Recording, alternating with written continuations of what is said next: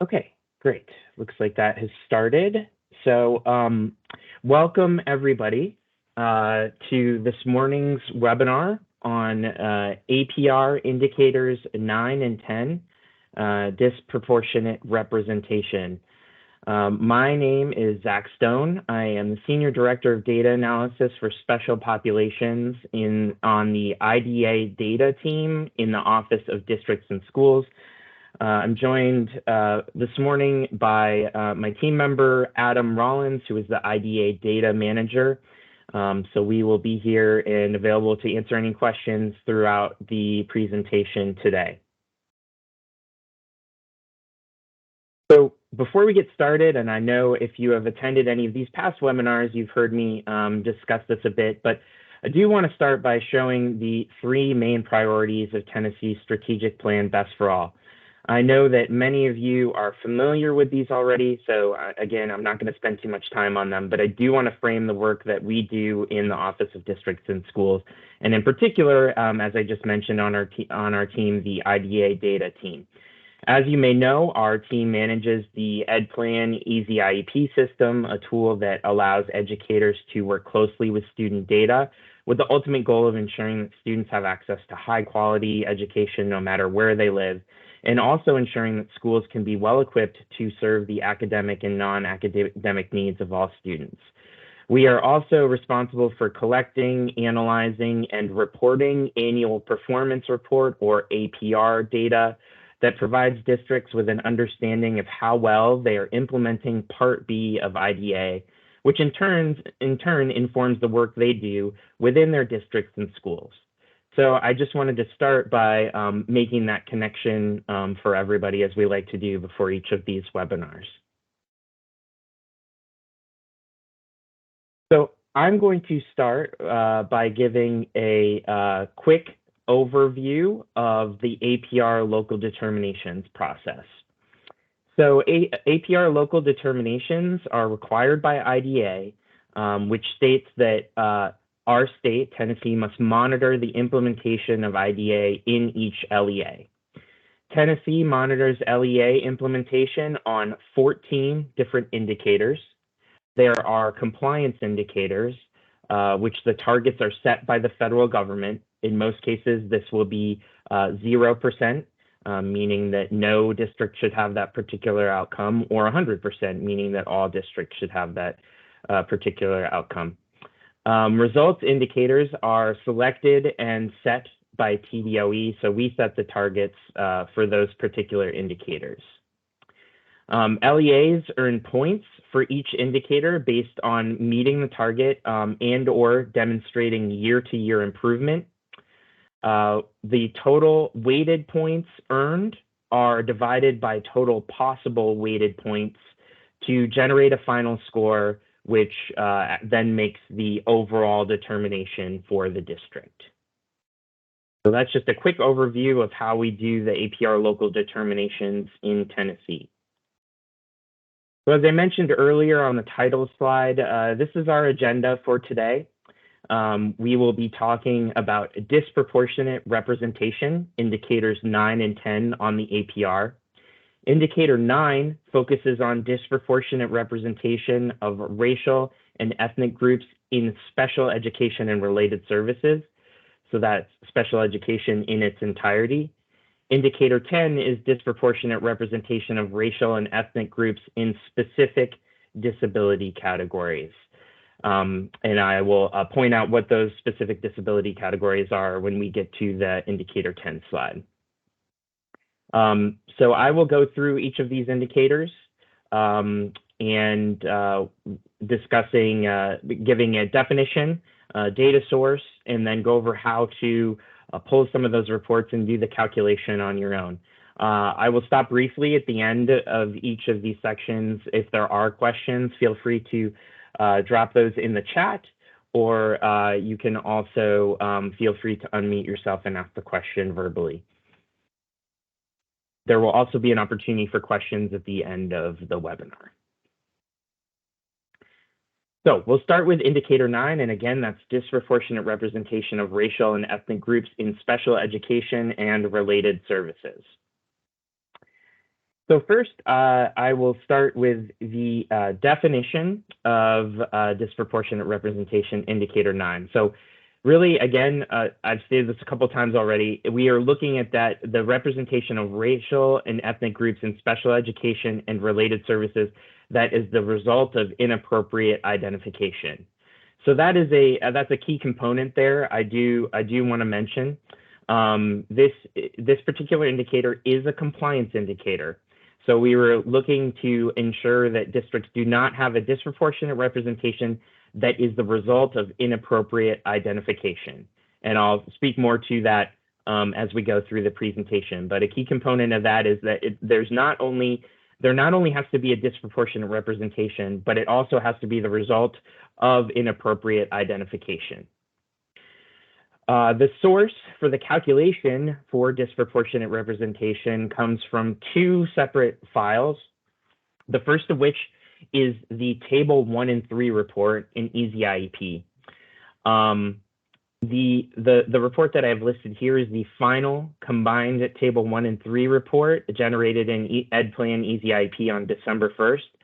This particular report does not exist quite yet. This year will be the first year that we have generated. In the past, you would have received a PDF version of the Table 1 and 3 report. This year, we'll be generating this Excel file that mirrors a Excel file that you can currently generate. But I just wanted to note that you have access to this report, although the final one has not been generated quite yet. The other counts used to calculate disproportionate representation come from the membership file, which is derived from the October 1st federal student count that is done in districts. Then in terms of the calculation, there are two different calculations that go into this indicator. You have the relative risk ratio, which is generated by dividing the risk of students in a particular racial or ethnic group that have a disability by the risk of students in all the other racial or ethnic groups that have a disability. There's also a weighted risk ratio, which is generated by comparing district level data to the racial and ethnic compositions of the state to control for statewide race and ethnicity makeup. So if you live in a particularly homogeneous district that is only made up of one race, the weighted risk ratio is taking that into account when calculating that risk ratio. For today's presentation, I'm going to focus on the relative risk ratio because it's difficult at the district level to calculate the weighted risk ratio because you do need access to those state level numbers. But in terms of what can be done in the district level, the relative risk ratio is a good place to start in terms of understanding and what you want to calculate within your district to track how your district is doing in terms of disproportionate representation. So I'm going to start with the indicator 9 calculation here on this slide and provide a quick example. I do want to mention that there are criteria that a district needs to meet in order to have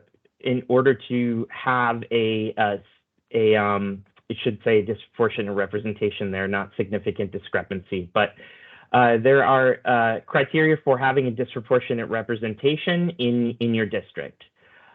First, there needs to be a minimum of 50 students in a particular racial or ethnic group enrolled in the LEA. So there needs to be at least 50 total students in one particular racial or ethnic group enrolled in the LEA.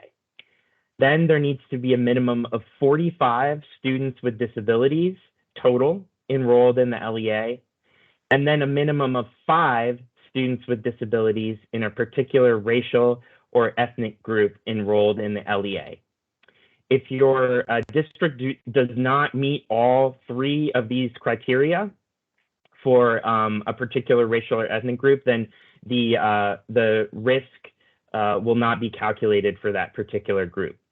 And then overall, we're looking at relative risk ratios and weighted risk ratio that must be 3.0 or greater. meaning to be identified with disproportionate representation, both of those risk ratios have to be over a 3.0 threshold. So here is just a quick example of a relative risk ratio. So for example, let's say that your LEA has 200 total Hispanic students, and 40 of those students have an IEP. That means that the Hispanic ethnicity or Hispanic race would be, you would have 40 students with 40 students that have an IEP divided by those 200 total Hispanic students, which results in a risk of 0.20 or 20%, meaning that 20% of your Hispanic students in your district are at risk for having a disability. Then, if there are 2,500 students of other races, ethnicities, those are all other races aside from Hispanic in the LEA, and 200 of those students have IEPs. That means that you're dividing 200 by 2,500 for a risk of 0.08 or 8%. So all other students have a risk of 0.08 or 8% of having a disability. Then to generate that relative risk ratio, you divide the risk of the Hispanic students divided by the risk of all other races and ethnicities. So that's 20 divided by 8, which means that your relative risk ratio is 2.5. That is under the 3.0 threshold, meaning that there would not be a disproportionate representation. But also this number 2.5, and an easy way to think about it is that means that the risk for the Hispanic students is about 2.5 times greater for all other races and ethnicities in the district.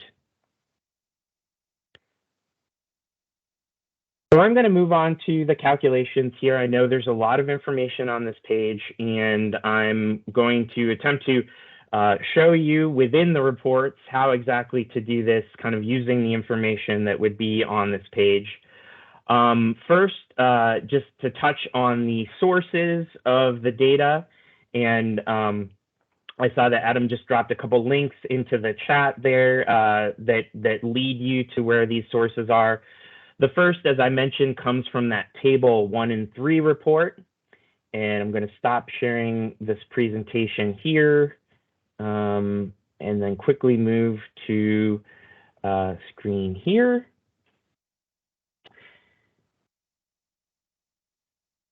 So first, we have within Easy IEP, that table 1 and 3 report. If you go to within school system, reports, then under the federal tab, you have the combined table 1 and 3 December 1st report details Excel, kind of a long title there, but this is the file that would be using that would give you the student counts.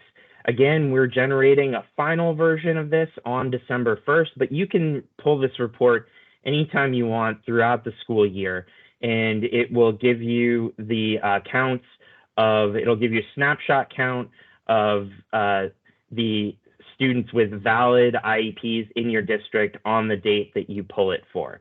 So just wanted to show you where that is within the system. Then also so that's where you would retrieve the race or ethnicity data for your students with disabilities. Then looking for the race and ethnicity data for your total student population, which is a necessary component of the calculation, you would go to the data downloads and requests page, which houses a lot of TDOE data. Scroll down to the profile and demographic information, and there is a tab here called the membership file. So that's where that information comes from. It's enrollment disaggregated by grade level, gender, and race and ethnicity. So just wanted to point to those two sources for the data. Also on the slide that I was just showing, there was also, I just want to point out where our separate guidance documents are around indicators 9 and 10. On the Special Education Data Services and Reports page, there is an APR Resources tab where you can see there is an APR Indicators 9 and 10 guidance document. This document is also available in the appendix of the APR Local Determinations Process Guide, just for your reference. So I'm going to go now, I'm going to look at each of these reports.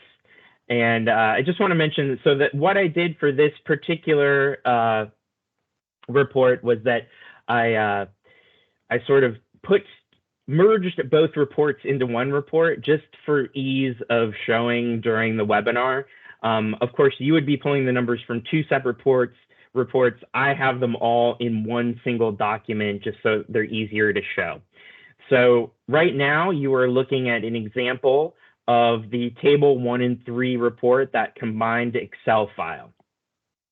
The counts that you need to calculate disproportionate representation are down here in row 115, columns B to H. So I have some kind of color coding going on here too, but you'll see that we have a table here. This is ages 5 in kindergarten to 21, and it is the counts by both disability and race and ethnicity. So the first count that you want to be looking at is the total number of Hispanic students with IEPs in your district. And so you will find that in row 115, column B. So I've got this highlighted in orange here. So the total number of Hispanic students in the district, in the sample district, are 147. And you can see where it's orange here. I've put that number here, 147. Then you need to have the total number of Hispanic students enrolled in your district, all Hispanic students enrolled in your district. That comes from the membership file, which I have an example of here. Again, this would be a separate document, but for the purpose of this presentation, I put it in here. This is what it looks like. It is by school, so you'll need to add numbers together by both school and grade level. You'll need to filter for grades kindergarten through 12. Here, I only have grades 9 and 10, so I'm just going to show those. We'll just pretend that in your district, there's only these 2 grades. Then I would filter for Hispanic in the race column. So that would give me 2 numbers. So grades 9 and 10, there's 110 Hispanic students in grade 9, 120 in grade 10. When you add those together, that equals 230. So that is my total number of Hispanic students. That means that 147 out of 230 results in a risk of 0.639, or about 64% of your total Hispanic population have IEPs. So that number is right there. So again, we're dividing the Hispanic number of Hispanic students with IEPs by the total number of Hispanic students enrolled in the district. So we're going to leave that number there for a second. Then to get the other half of the risk ratio, again, we're looking at the risk of all other races and ethnicities in the district. So again, we're looking within that row 115, but then we're going to add up all of these other races and ethnicities outside of Hispanic. So those are all highlighted in green here. And then, so that results in a total of 568. So there are a total of 568 students with disabilities in all other race and ethnicity categories. Then again, we would need to go find this total enrollment in all other races and ethnicities. That again is in this membership file, which looks like this. So instead of filtering for Hispanic, we're going to filter for all other ethnicities outside of Hispanic. And you can see that's highlighted in green here. So we have I will total these up. We get 1,583. So then the risk for all other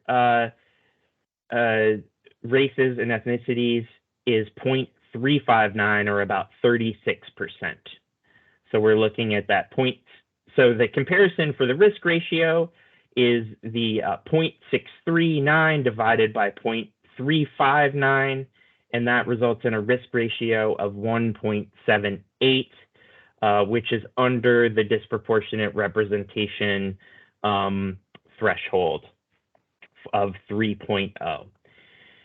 So again, just a brief recap, we're looking at the total number of Hispanic students with IEPs divided by the total number of Hispanic students enrolled in the district to calculate that risk number.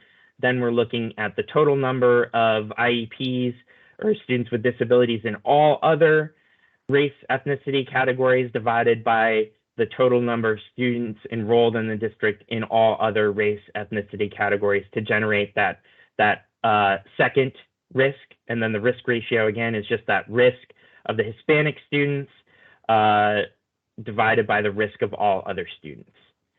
And of course, we do look at this by each race or ethnicity. So you would go through the same calculation that you did for the Hispanic students for all of these other race or racial or ethnic categories.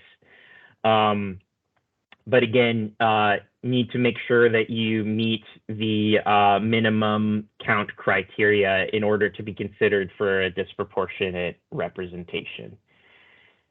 So I'm going to go back to my main slide deck here.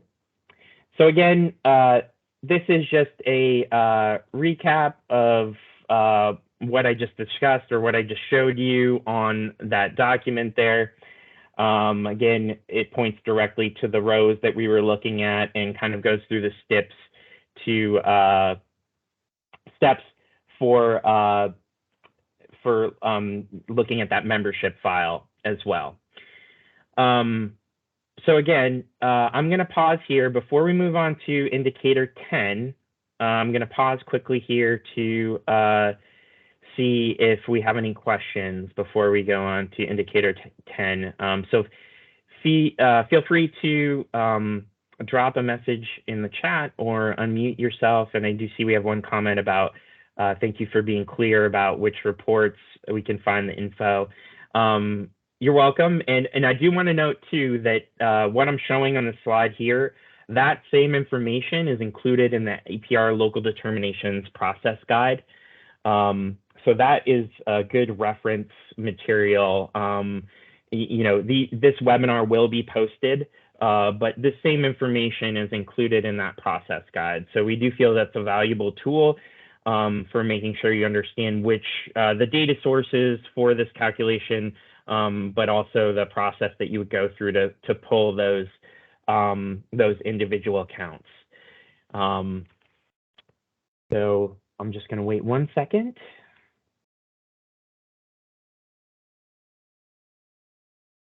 Okay, well, I'm going to keep moving. If there are any questions that come up again, I'm going to pause at the end of indicator 10 and also at the end of the webinar to answer any questions that you may have.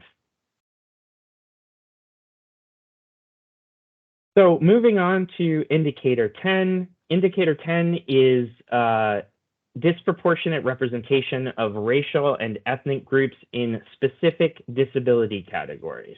There are 6 different disability categories, high incidence disability categories. Those are autism, emotional disturbance, intellectual disability, other health impairment, speech or language impairment, and specific learning disability.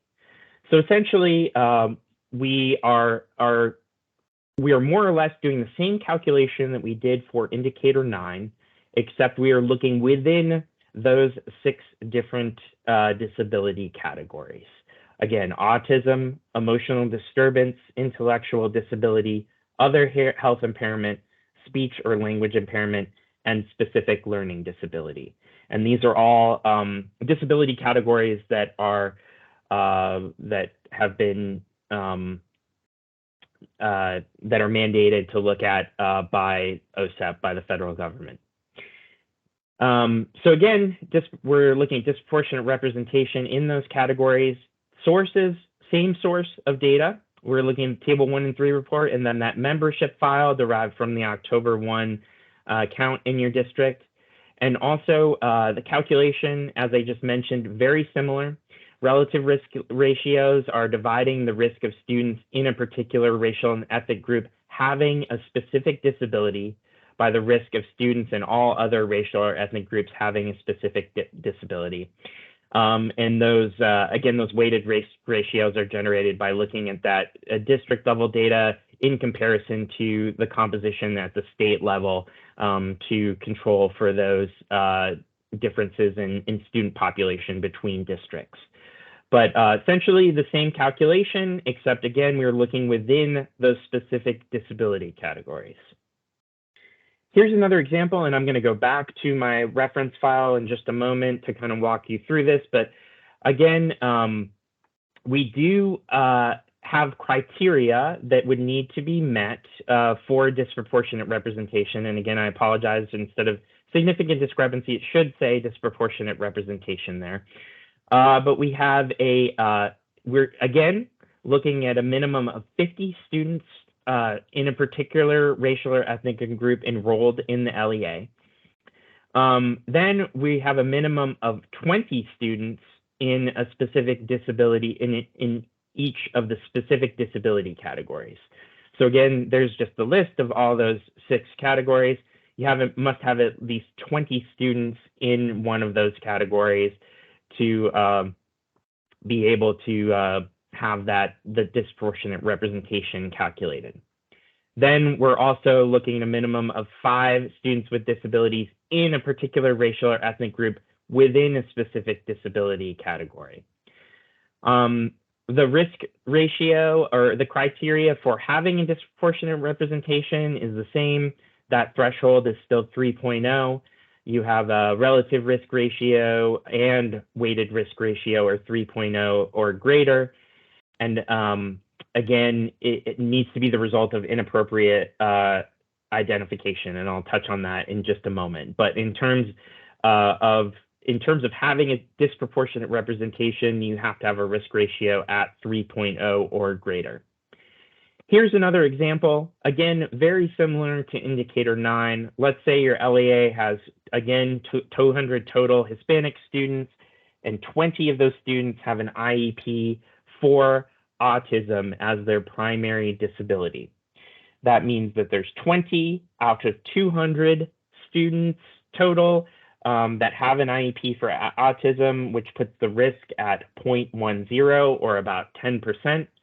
So 10% of your Hispanic population with disabilities is at risk for having being in the autism disability category.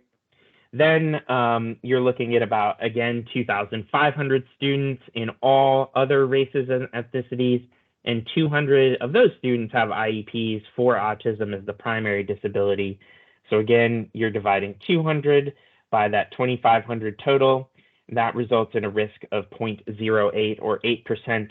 And then to get the relative risk ratio, 10 divided by 8 is 1.25. So again, the meaning of that is that your students who are Hispanic are about 1.25 times more risk than students in all other disability categories. And so again, that is not over the threshold for disproportionate representation. So again, here's a slide that goes over the calculations. It refers to, again, points you to the specific columns and rows in each of those files. And again, that guidance document that Adam dropped in the chat there covers both indicator 9 and 10, so feel free to refer to that. But I'm going to switch off of this again and go back to our example report.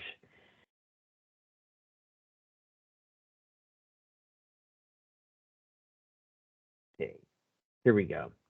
So again, this is our table 1 and 3 membership report hybrid. But again, this is what it would look like when you download that table 1 and 3 report for whatever date you're downloading it for. Of course, it would probably be populated with numbers, but since this is an example, I took all of those out. So we're going to look at disproportionate. We're going to look at indicator 10 for the autism disability category, and that's what I have labeled here. So again, we're back to the same table, set table 1, section D, that has those ages 5 in kindergarten through 21.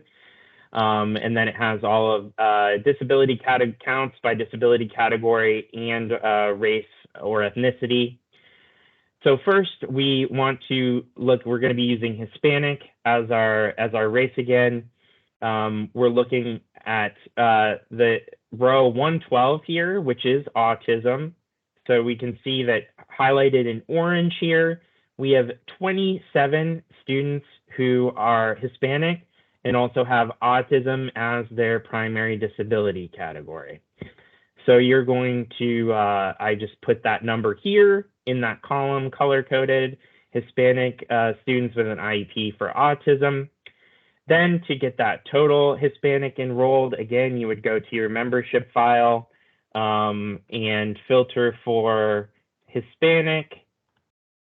And again, these counts are going to be the same as what you're seeing in indicator 9. We have 230, so that goes here. So we have the risk of a Hispanic student being identified with autism as their primary disability would be 0.117, or about 12%. And then again, we need to look at all other races and ethnicities. So that would be all of these columns C through H, aside from Hispanic.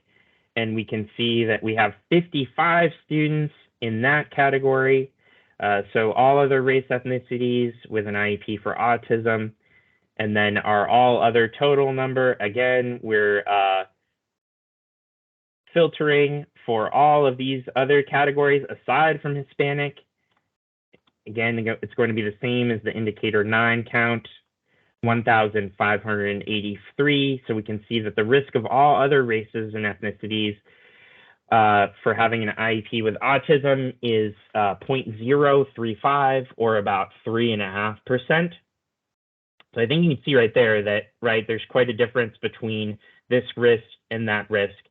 When you divide that by the risk for the Hispanic students by the risk of all other students, come out with a risk ratio of 3.34, which means that Hispanic students are about 3.34 at 3.34 times more risk than all other race ethnicities categories for having a IEP with autism as the primary disability category. So that would be over the 3 threshold, which means that the district would have a disproportionate representation for Hispanic students with autism as their primary disability category. So I'm going to go back once again to my slide here. And I'll stop for questions in just one second, but I do want to, as I mentioned before, once a district is identified with disproportionate representation, that does not mean that your district has a finding. Again, there's this other component of indicators 9 and 10, and that is that the disproportionate representation has to be the result of inappropriate identification, which means that the district is not using appropriate policies, practices, and procedures. So if we at TDOE find that your district has a disproportionate representation in one or multiple categories on either of these indicators, you will need to, as an LEA, complete a self-assessment. This typically happens at the end of September, so coming up very soon. Districts would receive notification that they have a disproportionate representation in one or multiple categories, and they would need to complete a self-assessment where they report on identification practices. This information is then reviewed at the state level after it's submitted, and that is when a finding is determined. So this is used again to look at a district's identification practices, and it is if it is determined that the district has both a disproportionate representation and inappropriate policies, practices, and procedures around identification, then they would have a finding in the district. So just want to point that out and make that clear that that districts can have a disproportionate representation, but it might not be the result of inappropriate identification practices. So really what we're looking for, again, is both that there is a disproportionate representation present, and also that that disproportionate representation is the result of inappropriate policies, practices, and procedures.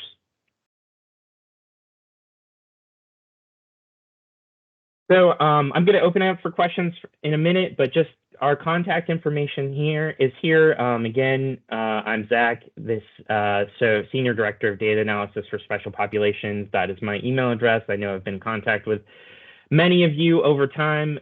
Adam, who is also on the call, is the IDA Data Manager, so he's crunching a lot of the numbers behiand the scenes.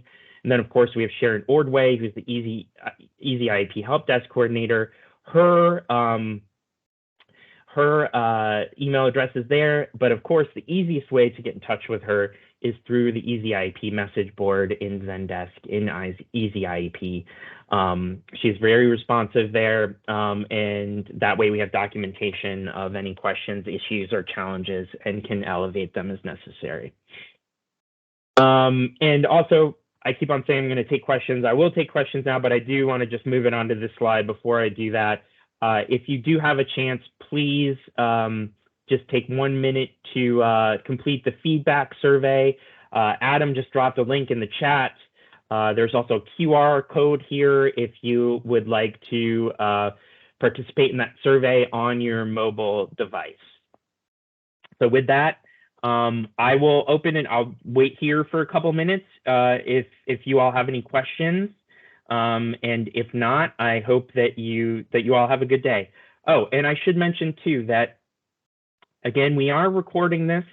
The slide deck and the recording will be posted under that APR resources tab that I showed you earlier, where that indicator 9 and 10 guidance document is. We should be posting the last 2 webinars that we completed very soon, and then this one will be posted, and all of our future webinars will be posted there too under that APR resources tab. So with that, I will open it up to questions, and I'm at your disposal for a couple minutes.